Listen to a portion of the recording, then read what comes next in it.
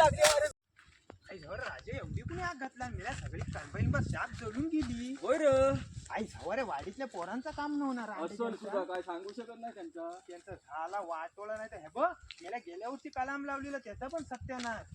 होय पण मेला त्याचा आंबा पण मेला दवा कमी करपाटला. होता म्हणून नाही तर लय वरपणला असता. मेला आंबा पण करपाटला था बघ. हा बघ आंब्याचा वाटला गेला नाही रे. नाही तर ते पोरांचं त्यांच्या ना ह्या मैदानासाठी रानटीकांनी केलेलं आहे सगळं. हा बघ फणसाचा बघ काय झालाय. आई जर फणसाचा पण सत्यानाश उडवला मी. त्याच्यावर एकच कुरी पडली ती बघ. आय जवळ त्या पोरांचा वाटोळा झाला. हे बघ इकडे बघ आग घालून कलबांचा पण वाटोळा केलाय मी. काय सांगणार. आय जवळ त्या पोरांना भेटूया आधी जाऊ. चल चल चल चल.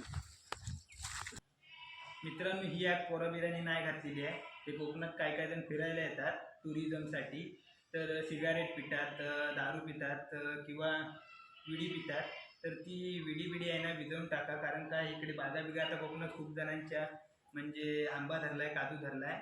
तर बागेत आग जाते. जशी काय आमची आता बागेत आग गेले बघा.